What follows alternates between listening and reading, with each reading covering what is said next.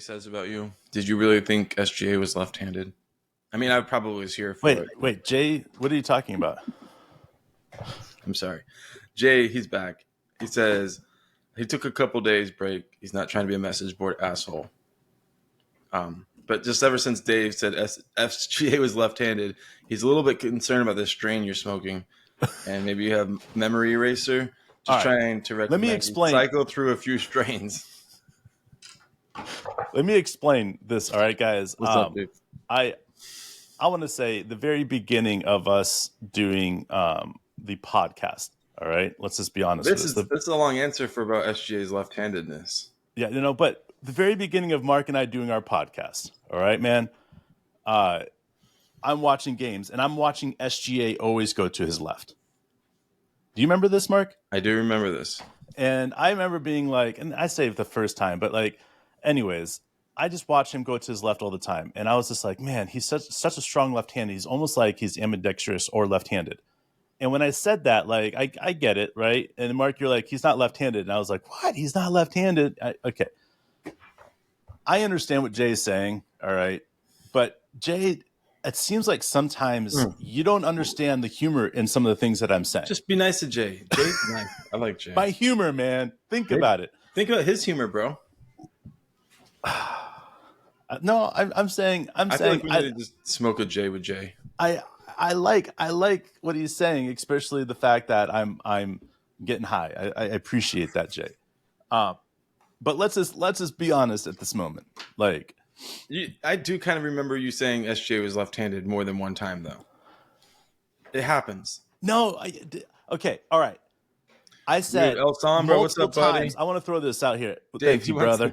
Call in when you I want to throw this out here, man, right here. All right. I've said so many times that he goes left-handed so hard, more than he goes right-handed. He goes to the hole left-handed more than he goes right-handed. Why? It's because he starts on that right-handed side, right? And he goes with his left hand to the middle. Right. All right. It's almost dominant left hand. All right. And I get it. I understand that I probably slipped up a few times calling him left-handed. But dude, he's always been right-handed. We know that, man. I'm not an idiot. You're not an idiot, but it is funny. It's funny.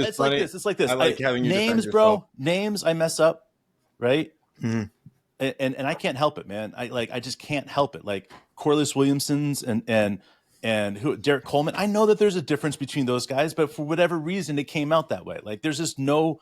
Like there's sometimes that I'm sitting there, I'm like, what did I say? Did I say that right? Obviously, I know that Shea's right-handed.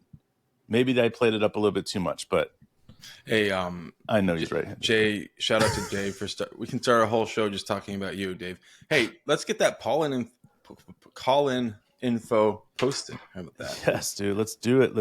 We appreciate you, El Sombra, and everybody out there who's listening. If you're listening later at the podcast, we love to do call-ins.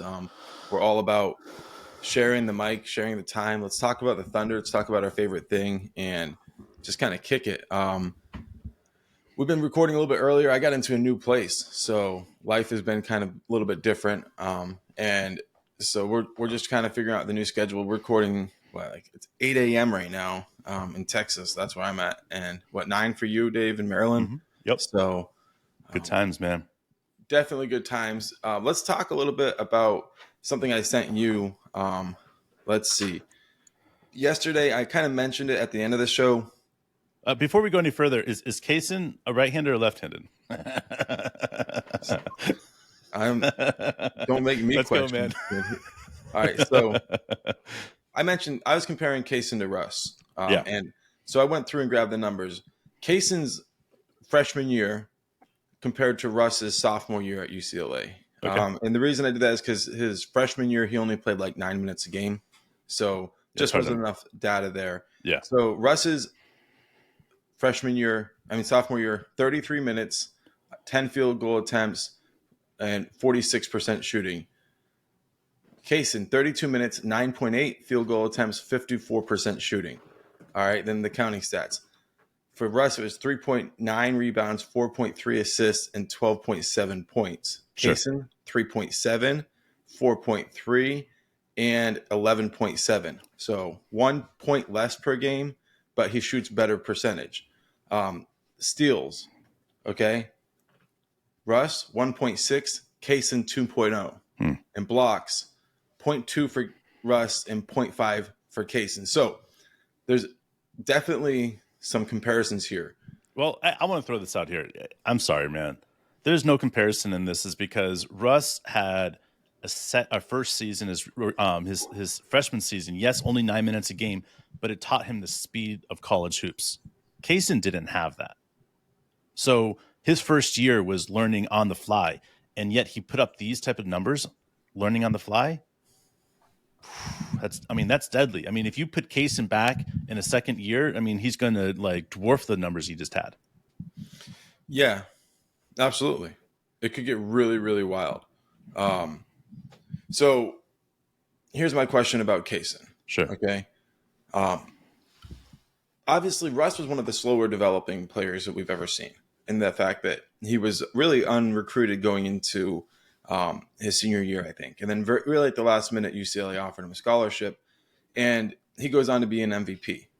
Like, the odds of that happening are just, ridiculous, right? Sure. I guess it does happen occasionally with like Jokic, and you see a player like Giannis, like these guys who are like under valued, and Sure. people don't really understand what they could be at their peak. But for what Russ did, you can't really compare it to Kaysen, because for Kaysen to go to Kentucky, he was already one of the top recruited players in the country. Yeah. People understood he was one of the best players in the world at a much younger age than Russ. So the trajectory is entirely different. And like, that's not something that we can judge anything based on. But like you're saying, at this point, Kaysen is a better player at that age, or at least as a freshman. Russ didn't even compare. Now, Russ was playing with Kevin Love and Drew Holiday, and they were going to the Final Four. And Sure. and I get it. Like, Kentucky opens up the deck for freshmen every year, but long term, is there any chance that we see, from Kaysen, the type of athletic advancements that we've seen take place with some of the other players for the Thunder? Like, you kind of think what they are athletically, and then they come in and they kind of push it to another level. I mean, does he, or is he kind of like going to be more of a Drew Holiday athlete where, you kind of know what you get, and it's just not going to be like dunking on people?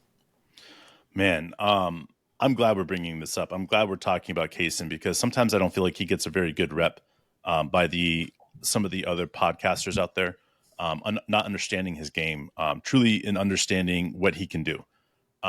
Last night after you sent me this, or yesterday after you sent me this, I went down and I kind of sat down and put on paper, is Russ is Russ's slow development, was that due to everybody focusing on KD, right? And I have to say, yeah, Russ by himself would have developed way quicker into the player he was, 5 years into his career. Okay, so I look at that as the first part. Second part, can Kaysen find a way to slip in here and tear shit up at a very high level his rookie or even sophomore year, second year? Can he do that? And the answer is not just yes, it's a hell yes, he can. He understands what it takes to be a special player and what it takes to be the number one player. When we saw him at his best, and I said this before and I'll say it again, when we saw him at his best was when we had everybody out there around him. Chet, J-Dub. I mean, he was in the flow of the game. I think J-Dub. I don't know if he played with J-Dub or not that time, but my point is that I can't help but say, when a player stands out to me when the team's better versus when a player stands out when the team sucks, I mean, that's what I want to see. I want to see a player that knows how to play within the system, that knows how to take advantage of the issues that the other team's having. Because to me, the system that we run is simple but complicated. If you don't find a way in, you're not going to find a way out. And that's as simple as that. Like, Kaysen has his eyes on a starting position, just like any rookie does coming into the season. He wants to start. Well, the only way through that is Dort doesn't have a good enough season, is having a questionable season, and coaches are like, well, let's just go ahead and give Kaysen the nod here, right? Because he's developing, he's showing that he can put up 14 points a game. I mean, if we're talking about Kaysen 14 points a game or Dort 14 points a game, guess what? Rookies are going to be able to be say, hey, if he's doing it 14 at this rookie year, then next year, in theory, he should be at 18. And by his third year, he should be someplace in the 20, 22 points per game. Well, Dort's at year 5. So for us, let's go with Kaysen. And that's, listen, that's inevitable. Kaysen will take over Dort's position at some point in his career. It might not be right away. It might not be because, injuries or whatever. But at some point, Kaysen's going to prove that he's not just more of an effective player, but the way that he can finish, the way that he can shoot, the way he plays defense. It's the combo of everything. And if Dort doesn't learn how to get out of that 14, 16, 17 points a game, Kaysen's just going to blow him up, man. I mean, he's that good. And when you look at him and you break his game down, the fact that you're comparing him to Russ, kind of shows you where his development can lead to. But I'm not rushing that development. What's up, Eclipse? So when you break it down, you look at like Dort, Kenny, yeah, Kaysen, like those 3 guys can really bring it on defense. I think you throw in a guy like Jay Will and then Chet, like you have like some really, really intense on the ball defense, and you've got some great basket and help defense, and you're going to have a lot of great rotations. Throw in a guy like J-Dub, who can also play passing lanes and is just really, really good at on-ball defense and taking the ball away from people. I think we have an interesting lineup that doesn't include really our best. What's up, Unc? What's up, Unc? How are you, man?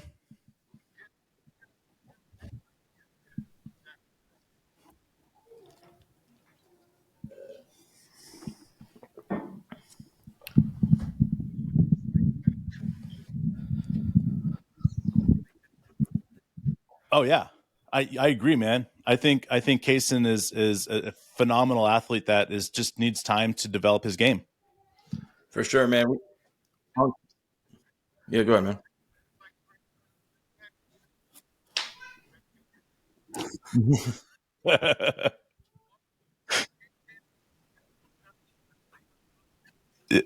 Ooh.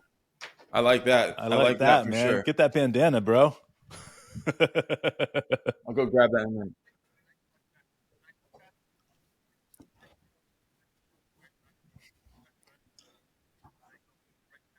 Appreciate it, Unc.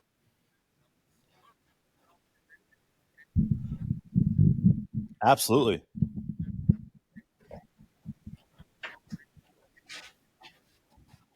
Absolutely. And Unc, who's your favorite player, man?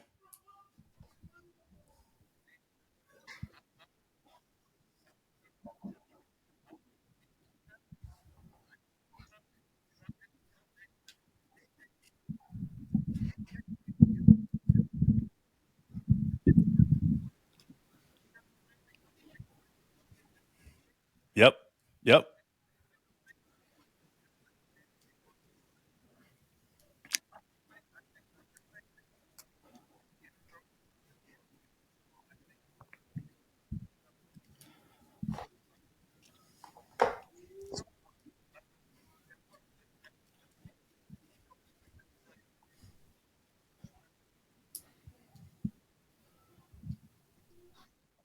Sure. Yeah.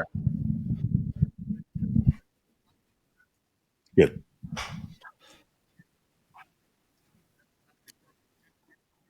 Oh yeah. Absolutely, man. I agree. I love to see how these guys are playing together. And of course, I'm a huge fan of Poku.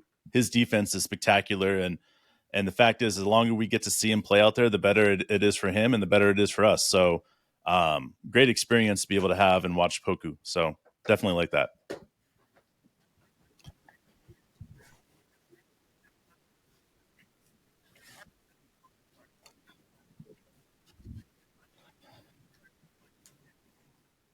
Yep.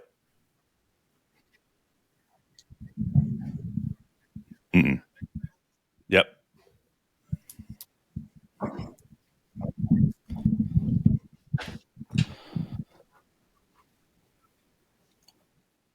Yep. Yeah.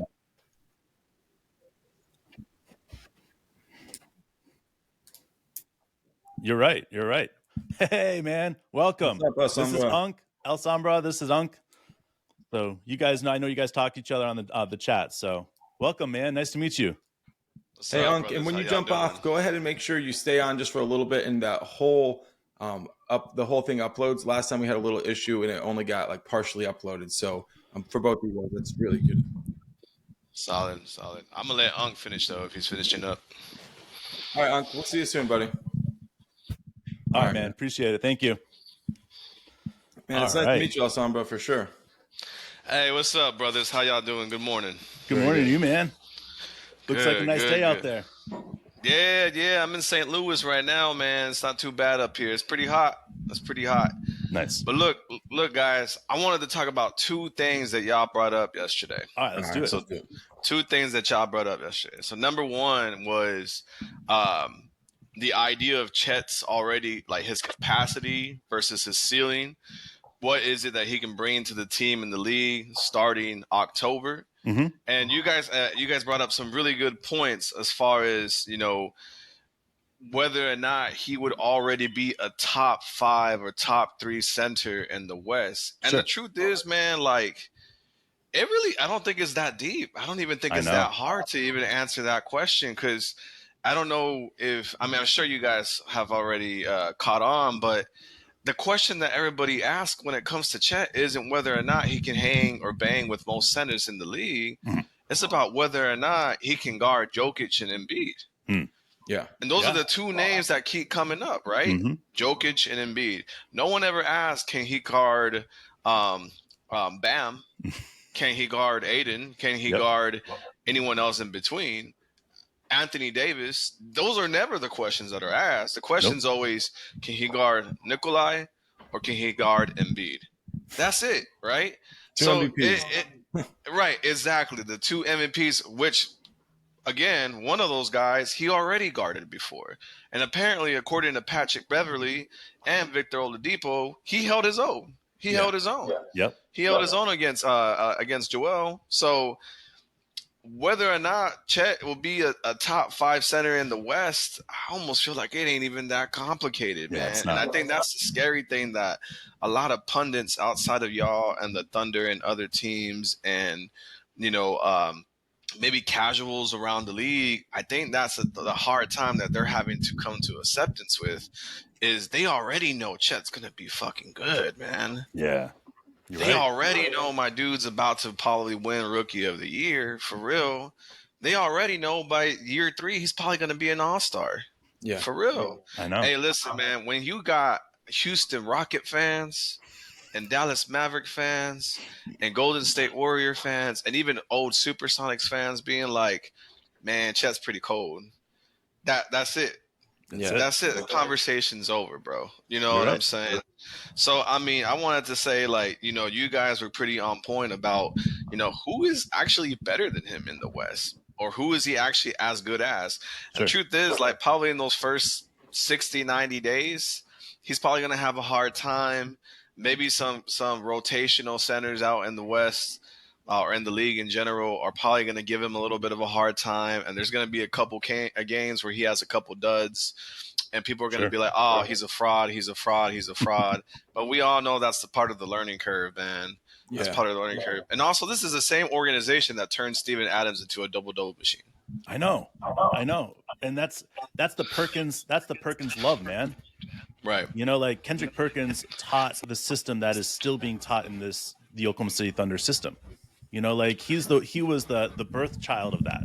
Like they're like, hey, physical play, and it's never left the system. It's never left the Right. organization. And you see it with Coach Dave Bliss. He's a fantastic big man coach out there. And again, to me, like it correlates to everything that is happening. Is that there's no way a player of Chet's caliber can come into the system that we have built that brings out people like Shea and J-Dub and Russ and KD. There's no way that Chet's not coming in here and going to be a perennial all-star. There's just no way. Absolutely. And the crazy thing is, we don't even need the man to be an all-star either. That just goes to show how well built this team is. Is we don't even need him to be an all-star. He's probably going to be an all-star. He's probably going to be a perennial all-star. at his peak, but Yep. we don't even need him to be an all-star is the Mm-mm. wild thing. It's So crazy, man. Yesterday, somebody compared him, or they said we've kind of forgot about Sabonis in our assessment. That might have been you. Somebody else might have mentioned it. I forget He's who. Sabonis is a power forward through and through. He plays center position sometimes, but really, he's a power forward. They don't like to play him that center position a lot. And again, that's one of those things like, of course, Anthony Davis and Sabonis and Aiden are probably going to be better than Chet year one. Sure. Probably, right? But I mean, he's gonna lapse Sabonis and Aiden and some of these other guys. Probably not Anthony Davis right away, but he's gonna lapse them by year 2, year 3, year 4. Oh, yeah. Definitely by year 4, year 5, once he starts reaching that season status. But those are comparisons that might be solid for like a year, maybe Okay. 2.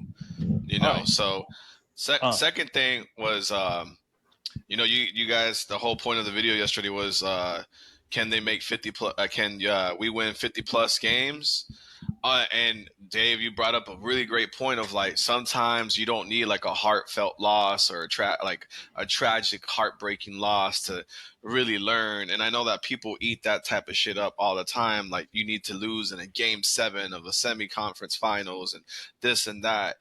But hey, listen, man, as much as I hate to give them credit, there's already a team that's done that in the last 10 years where they didn't have a heartbreaking loss, but they won an NBA championship a year later.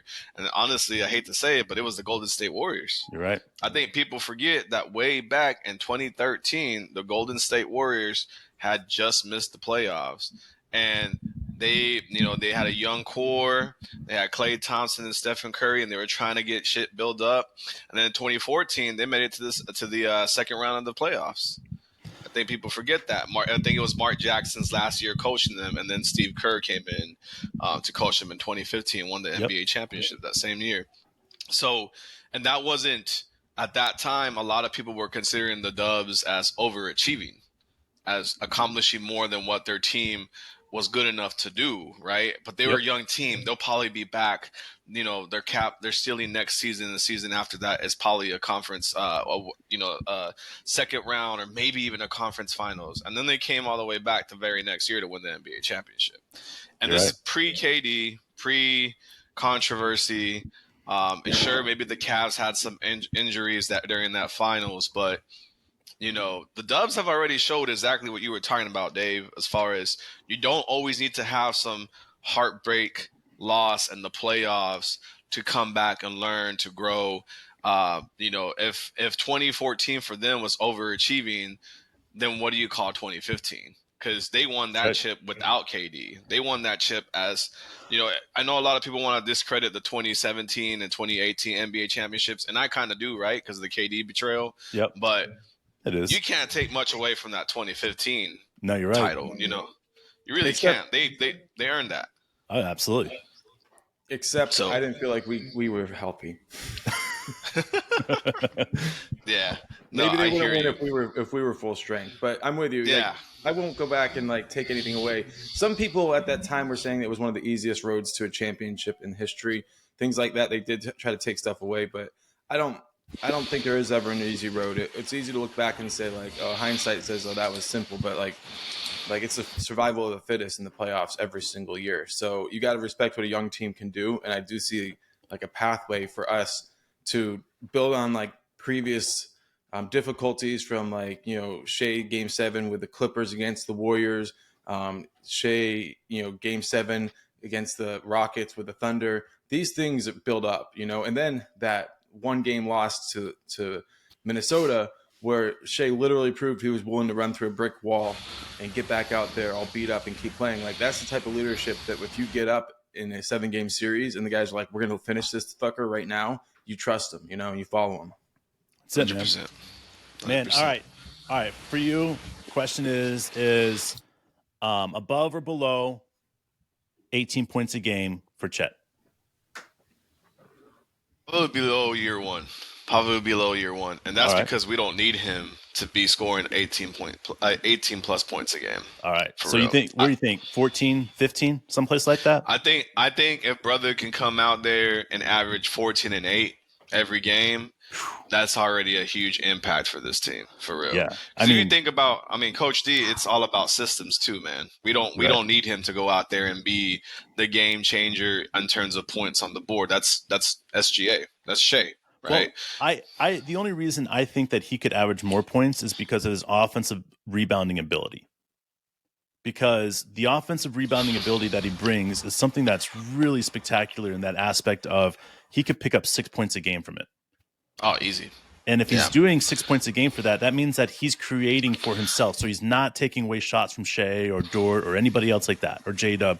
He's creating his own shots out there. And for that, man, and the alley-oops he's going to bring, with Giddey going down the lane and throwing him alley-oops, like I see those happening, frequently. So again, I think 14, 15 points a game is admirable for him. And if you look at our rookies that do well, Shea 14, J-Dub 14, like to me, that's a really good starting point for a rookie. You definitely mentioned a name that I think a lot of people just ain't talking about enough, man, and sleeping on too much. And that's definitely Josh Giddey, man. I know. I mean, my dude averaged a damn near triple double last season, man, as a sophomore. Yep. As a 19-year-old, am I know. right? As a It's crazy. 19-year-old, so I know all eyes are on J-Dub, all eyes are on Shea, all eyes are on Chet. Hell, even more eyes are probably on Kassan Wallace right now than they are on Giddey. But my dude averaged a damn near triple double in year 2. Hey, listen, if he wasn't Josh Giddey, a white Australian dude playing on the Oklahoma City Thunder, right? With those numbers he averaged last season, he would have been an all-star. If he was playing in the Knicks or the Celtics or the Heat or the Lakers or the Clippers or any of these more like bigger market teams or anything like that, my dude would have been an all-star, man, with those numbers. But if you think about some of these other guys who have been casted as all-stars, man, who have been selected as all-stars, you can go back. I've done it, man. You can go back for the last several years. There's a lot of guys who have been selected to all-star selections who did not average as good of numbers as Giddey did last season. That's right, man. That's He right. put up all-star numbers last year, man. That's right, dude. And he slept on, bro. He is probably like the 5th or 6th guy mentioned when it comes to this team. You guys don't do that. Y'all talk about him a lot, but other pundits definitely don't. I look at guys like Josh Giddey or Rondo as being the guys that you can't win. You cannot not win a championship without a guy like that. You need a guy that facilitates everything, that plays defense, that understands where he can play at, and it's not about scoring. He's going to score when he gets the ball in his hands going downhill. But if he sees an alley-oop, he's going to throw the alley-oop instead. And I think that's the unselfish play is having a floor general like Josh Giddey and allowing guys like J-Dub and Shea to do their thing, and now Chet to do their thing. That's where this is all going to be next level. And I think understanding the 4-guard sets that we're going to be putting out there, it's going to be disgusting. Teams are going to be looking at us and be like, okay, the power forward is going to guard Josh Giddey, J-Dub. Right. Who's going to guard them? We're just going to run around them. This is going to look like I the only thing I can think about is when I was in high school, we saw this team that had a couple 7-footers, right? They had a couple 7-footers, they had a 6'10" guy, and they were just a big team, right? And they played against this team that was really quick and fast. And the other team fast breaked everything. And they took them out of the game. Literally, because every single time that they went up against a team that could go that fast and that quick, and it doesn't matter if you have 3 7-footers. It just doesn't. You become incapable of guarding a team that goes that quick and that small. And I think that's what the Thunder are looking at is that, we could go big. We can go the average size is 6'9" and above, and then we can go small. And both ways we have phenomenal ball handlers on there. We can go Chet as the point guard, again, the way that we can go, I call it the 75 different matchups that we can bring at any given time and any game. Who else can do that in the league? Yeah, and when you mentioned Giddey scoring, as the season went on last year, and as we got to elimination games, his scoring picked up. He says, you're gonna have to stop the ball, and if you don't stop the ball, I'm gonna get to the hoop, I'm gonna finish, I'm gonna shoot some runners, and then he gets going and he starts knocking down threes. But for him, if they emphasize stopping the ball with him, yeah, he'd prefer to pass it. He's kind of a reluctant scorer, but you get into big game situations, and you're like, this is a make or break situation. He's going to put the motherfucking ball in the hole. He understands the moment. And what's even scarier, man, that a lot of people also are overlooking, you kind of just mentioned it too, is that Giddey is as good right now finishing at the rim as J-Dub is. You know, he really is. So my dude can score. My dude can score within that 8-foot range at will when he wants to. When he wants to. With this size, his wingspan, his finesse with the ball, it's because, and a lot of defenders right now aren't really reading him as a scorer because he don't play like that. But whenever he has had to get to the rim, he's probably the second or third most unstoppable guy I get into the rim for real on this team. He just doesn't play like that. He just doesn't play like that. He waits until he has the matchup. It's that small forward or power forward that's guarding him that just goes around him, and then he gets him in foul trouble. Like, I think that's what's so powerful about his game is that he's so patient about when he attacks. Because for me, it's like I look at him like a tiger of sorts. You know how like a tiger stalks his prey and waits until the prey is worn down and tired, and then attacks, right? That's what Josh does. He just goes all game and just wears out the players. And then the third quarter, he goes off. In the fourth quarter, he goes off. And it's like, where did that come from? How did he score 8 straight points like that? How did he get 4 steals in that quarter? How did he do this? How did he do this? It's because he has pretty much baited his, his play toy essentially for a while. He's like, hey, here you go. Here's this. And then all of a sudden, bam, he shuts that shit off. And it's powerful because the IQ level that takes for a 19-year-old, think about that, for a 19-year-old is insane. Like, and that's why when we're looking at it and we're looking back at this team and we're saying, what are the major pieces that we need to keep together? You cannot start that conversation without adding Josh Giddey number one, because Josh Giddey is that piece that you need to make a championship caliber team. He is that piece. And this is probably my hot take, but you already brought up Rondo, man, but we don't win 50 plus games if Josh Giddey is the one who takes a step back. You're right. If SGA takes a little bit of a step back, if J-Dub just kind of has more of a repeat season and doesn't really grow on what he's put up, if Chet comes in and he only averages like maybe 14-6 or 14-8 on, maybe 62% shooting, which is pretty decent, sure, league average for centers. But, maybe he doesn't come in as this immediate game changer because it's his rookie season. But I'll tell you what, if Giddey takes a step back at all, or if he's the one that gets hurt for 20 plus games, we don't win 50 plus games. Giddey is that guy. He is the glue piece for this team. And again, everyone looks at SGA, J-Dub, Kassan, Chet, Dort even before they look at Giddey, but we're not winning 45 plus games if Giddey has a step back at all. That's how important he is to the team. He is to this team, like you were saying, what Rondo was for the Celtics. For sure. Sure. And at times, even especially back in 2010 and portions of 2009 and 2008, Rondo was the best player on the court any given night for the Celtics, even as that young player as he was back then, especially in the 2010 run. They needed that because the ball, if it gets stuck on one side, which will happen with great scores because they're so great, they're just like, oh, I can take this guy. And then the defense shifts. It's got to go from side to side. And Coach Daigneault's always preaching it. I see SGA, he's implementing that, but in the end, he's so great offensively that it really doesn't make a ton of sense for him to give up the ball. So you got to have somebody getting that ball to the other side, make the defense shift, and we can attack closeouts. And it's got to be like their primary thing until, like Dave, you said, you realize that the team is kind of, cheating a little bit. They're taking shortcuts. You can put your head down and get to the basket, and you can use your size to finish through contact. And that's Giddey is. It kind of reminds me, and this is just one play, but like Michael Jordan, whenever he took the ball away from Karl Malone in the post game 6 against Utah. So he pokes it out, and they get out and run the other way, and that's the game.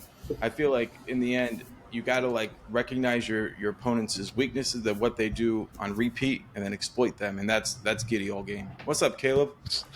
All right, brothers, y'all take care, man. All right, buddy. I'll see you later. Nice talking to you, man. Appreciate it. And I want to say, when you exit out, end the conversation and wait until it's uploaded to hang up.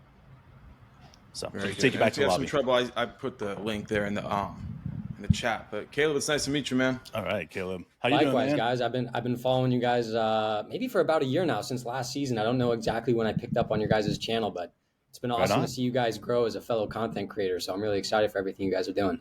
Hell yeah, Man, we dude. appreciate you, man. Yeah, dude. Yeah. You're Eclipse Productions, right? No. No. Who? Which? He's I- Caleb.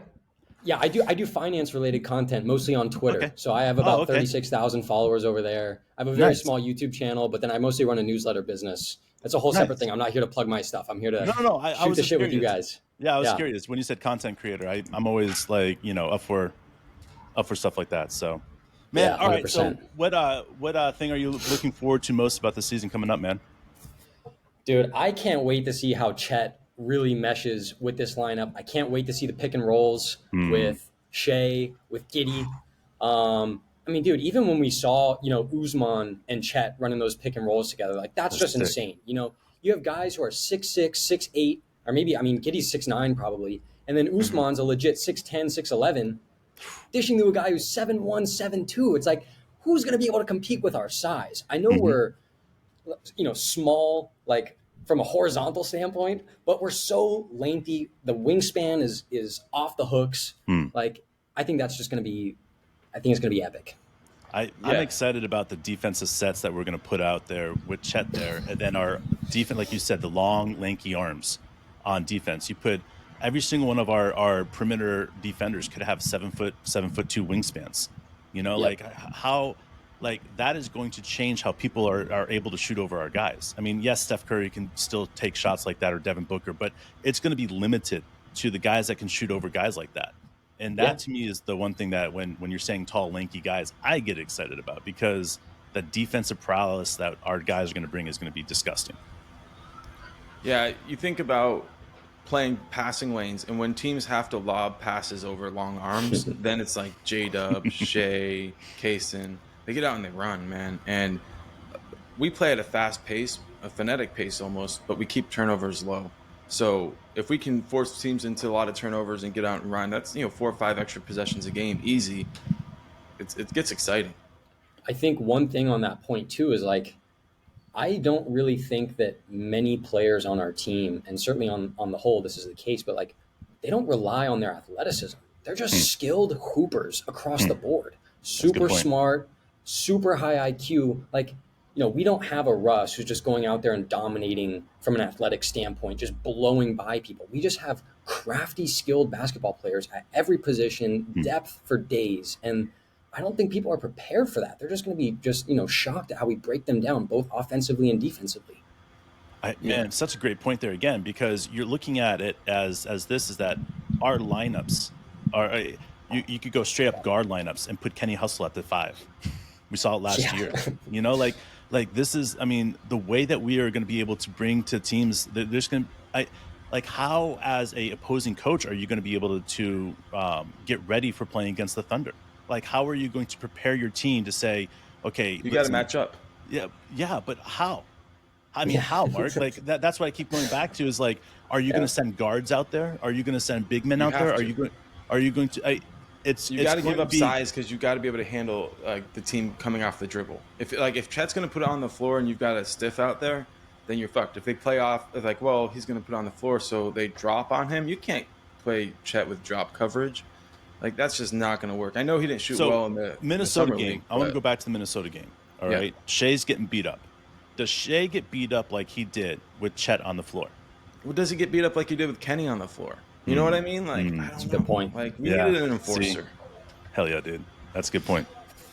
I think we're going to have just way more spacing next year too, which is going to help take so much pressure off guys like Shea, And we're already, didn't we lead the league last year in paint touches? And I know Shea did individually, but as a team, I think we did as well. And, drive and dish, drive and dish, drive and dish, rinse and repeat. Like, we'll do that 4 times on one possession. It's we'll crazy. do that in 4 seconds.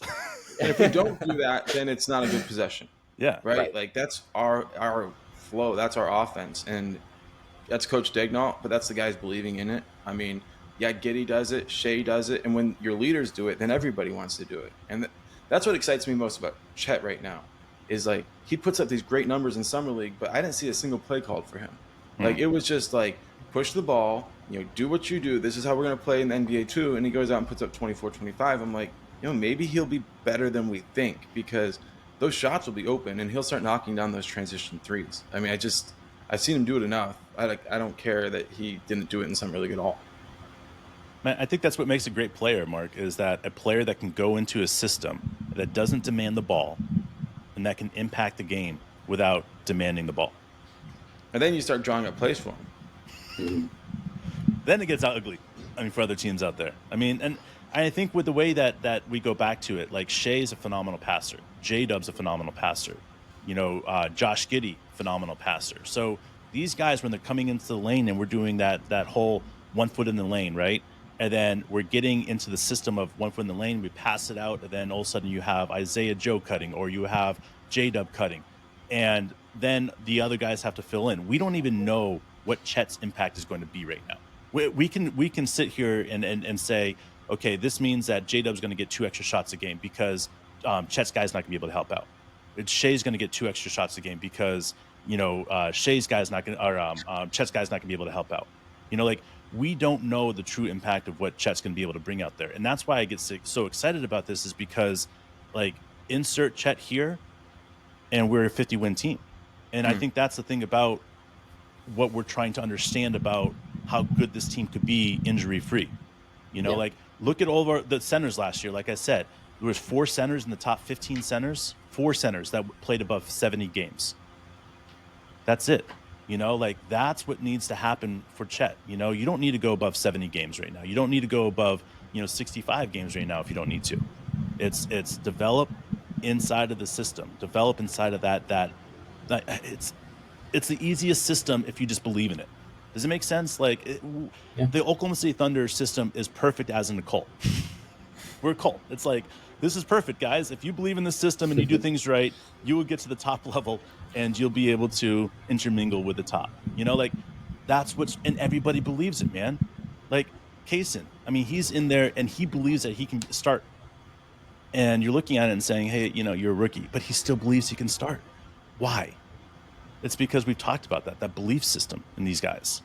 Yeah. These coaches believe in them. I have a quick question for you guys. Yeah. Who do you think, what's your guys' expectation for our starting lineup at the beginning of the season? If you had to put money on it today, who's the starting lineup? Shea, Giddey, Chet, J-Dub, and then you got to go Dort.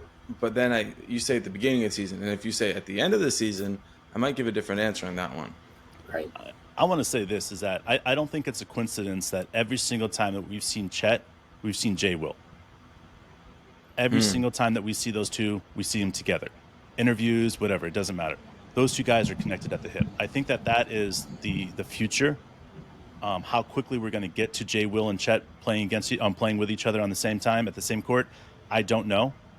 But Poku is another player that could take some starting lineup minutes too. But I wouldn't be surprised if there's the 5th starting lineup is a rotating one, whether it's players taking rest, whether it's injury, whether it's matchup is better for Jay Will or Poku or J-Dub, or I think J-Dub's set with his starting position. Right, but I me think too. So Dort. say that is a rotating spot, Dave.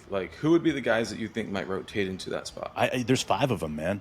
Really? Okay. Seriously, Jay Will, right? Dort, Kenny, Poku, and then you can put Kaysen in there as well. Kaysen, yeah. In that conversation. So, to me, there's 5 guys that really would amplify and really do a great job with the other guys around. And then you throw Wiggins maybe potentially in that second unit, and then you're talking about 2 really great units. Dude, is there a better player for the backdoor play than Wiggins? In the league, I don't know of a player that's better at cutting backdoor than Wiggins. Kenny's pretty great. Yeah. I like what he does too. But they built off of each other. That rookie year for Giddey, you saw that chemistry start really picking up. So for me, I'm looking at and I'm saying if Aaron Wiggins does what he did last year in that backdoor, right? What are we talking, man? Are we talking that Wiggins is going to be a top 10 player in the Thunder? I only bring Wiggins up because you brought him up, and I think a lot of people forget about Wiggins. Like they automatically want to go and think about Ty or a different player. But to me, Wiggins is a huge glue piece because when he goes back door, think about how many games we won in the fourth quarter because he started going back door. Man, I loved him. The more minutes he got, the better he played for sure. So I know what you mean, dude. He just reminds me of like a Kenny Williams light, like he, cut from the same cloth. You guys have talked about that before, like these glue energy guys willing to do anything that it takes to win, the hustle plays. He's just in a smaller frame, but, perhaps a little bit more athletic. So it's like if we're playing small ball lineups, he won't be able to slide in at the 4, but he could be there at the 2 or the 3, so. You're right, man. Damn. Yeah. It's nice. I It's love nice it, thinking dude. about it, dude. I love your perspective, man. I definitely Thanks, bro. appreciate.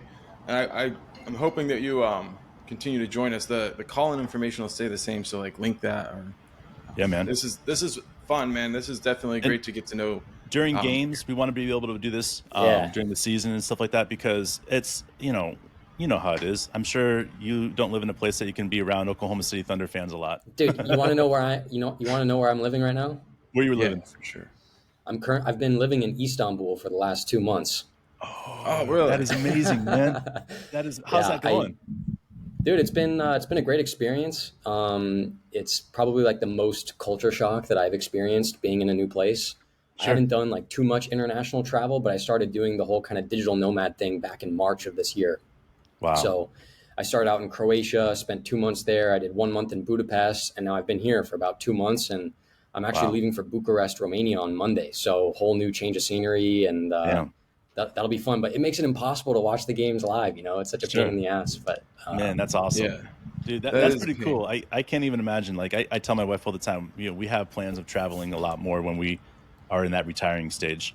But to have a young experience of traveling would be pretty phenomenal. So enjoy, man. Thank you, guys. Yeah, appreciate it. And definitely, I'm going to be calling in more, man. I turned on my post notifications so that I won't miss this. And I pulled up my email and I saw it come through. I was like, dude, I got to hop on with these guys. So hell yeah, dude. We appreciate big fan it, of everything you guys are doing. So thanks, man. For sure. Right. Of course. And then stay around after you leave here and to the thing. Make sure it gets uploaded so that we can make sure we hear you on the podcast back. So for sure. Happy Friday, guys. Take care. Hey, you too, man. Thank you. So what is up, Jared? All right. Glad that you're with us, man. OSU Traduce, Mikhail, definitely appreciate you guys. Charles, what's up, man? Kind of lost track of the chat there a little bit, but this is awesome. We got people calling in, and it's been a lot of fun, Dave. It's great to be able to meet some of these guys like Caleb. I've seen his comments for a while. I was hoping he would share his content stuff with us. I'll get that right there. Alsambra, he's nice to meet you, buddy. Musician, guys. If you have an opportunity to look at his stuff, look at his stuff. So again, and then also Unk, man, appreciate every single one of you guys. We really enjoy being able to talk to you guys and communicating, and also meeting you. So this isn't going to stop. So we appreciate it's a dream come true to get to hang out with other Thunder fans across the world. And now Istanbul, our newest country to hang out with somebody from. So we appreciate you, Caleb, Alsambra, Unk, and everybody else listening. We will see you guys next time. Peace.